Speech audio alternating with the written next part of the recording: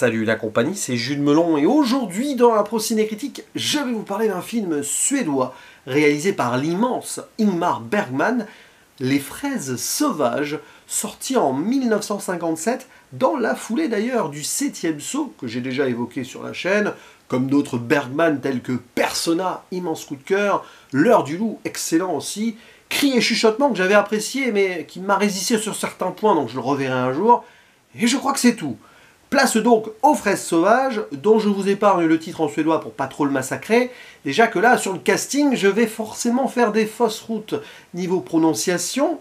Le rôle principal est confié à Victor Sjöström, qui est vraiment un pionnier du cinéma suédois, un des maîtres de Bergman, et qui offre ici sa dernière prestation en tant qu'acteur, parce qu'il mourra 2-3 ans après.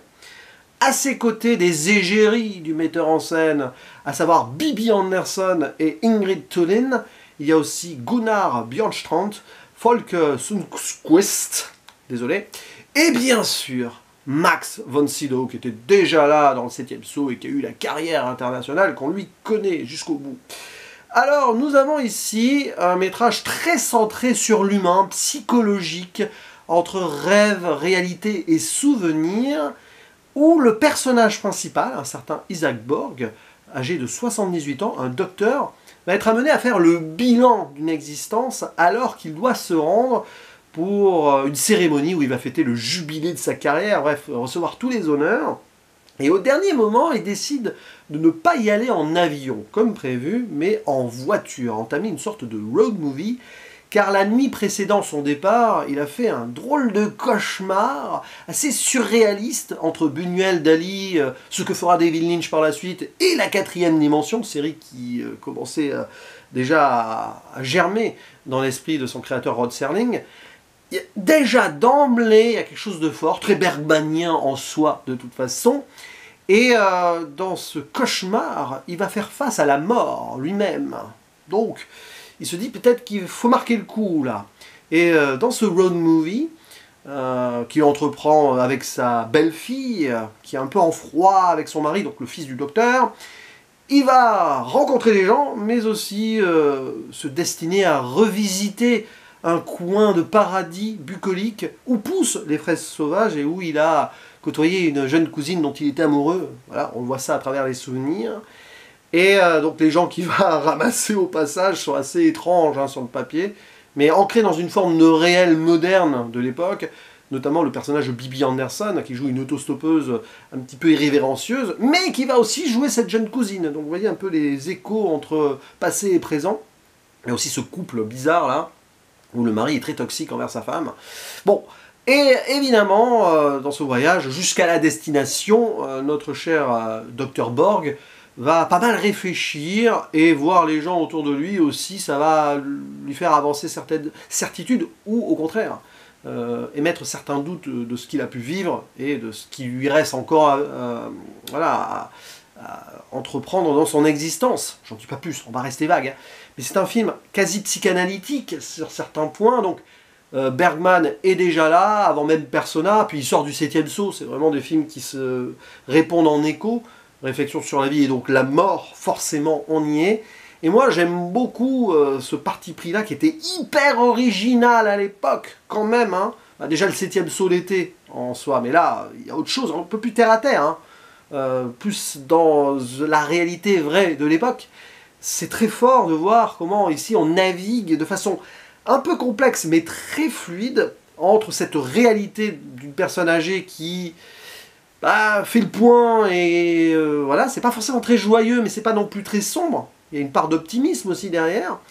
Et donc ces moments nostalgiques comme cela, et ces passages assez fantasmés, bizarres, tout finit par plus ou moins se réunir, ça a un sens qui va forcément m'échapper sur beaucoup de choses, parce que moi tout ce qui est psychologie, psychanalyse, philosophie, il me manque on va dire des bases peut-être, et puis surtout c'est qu'un premier visionnage, j'en parle à chaud ici, c'est mon concept aussi, hein, voilà. Veuillez me pardonner si vous tombez sur cette vidéo par hasard, hein, Pro-Ciné Critique, hein, c'est comme ça, je ne prétends pas être un critique analyste qui a vu et revu le film pour se poser derrière et y réfléchir, mais je donne des pistes de ce que j'ai ressenti, et de ce que j'ai vu de Bergman, il y a une vraie cohérence. Et comme à chaque fois que je ressors d'un visionnage d'un des films de ce monsieur, qui me passionne grandement, je suis à la fois confus sur certains points, mais bluffé, et c'est vraiment...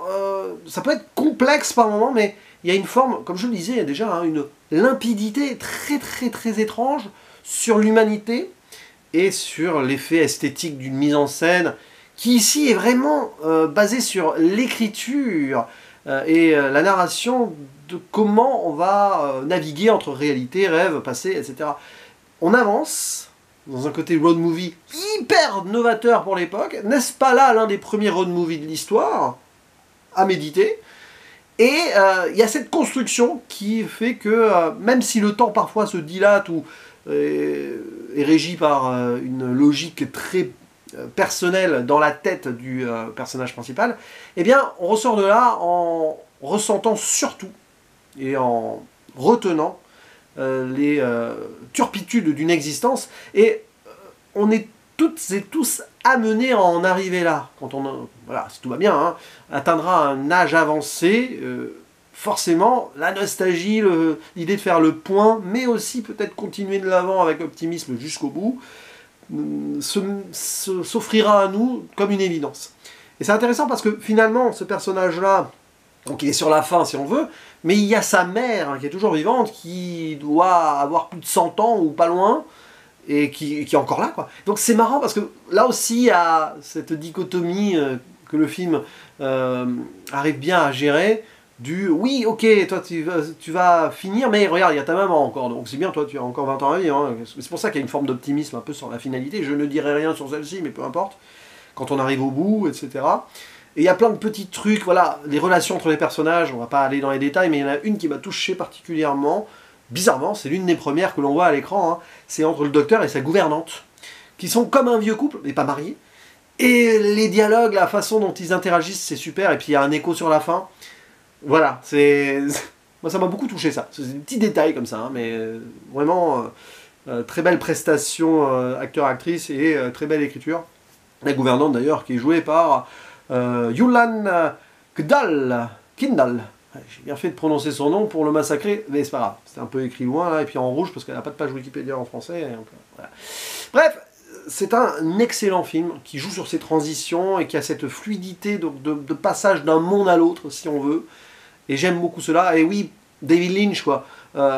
C'est probablement inspiré aussi de ce genre de film-là, mais c'est pas la première fois que je dis qu'un Bergman a pu inspirer David Lynch, consciemment ou non, hein, mais cette idée de triturer rêve et réalité, souvenir, comme cela, bon, on est dans une forme de psychologie existentielle, et on sait que Lynch, comme Bergman, attache beaucoup d'importance à l'humain et à ce qu'il peut ressentir, comment on évolue dans un monde avec ce qu'on a vécu et ce qu'il nous reste à vivre.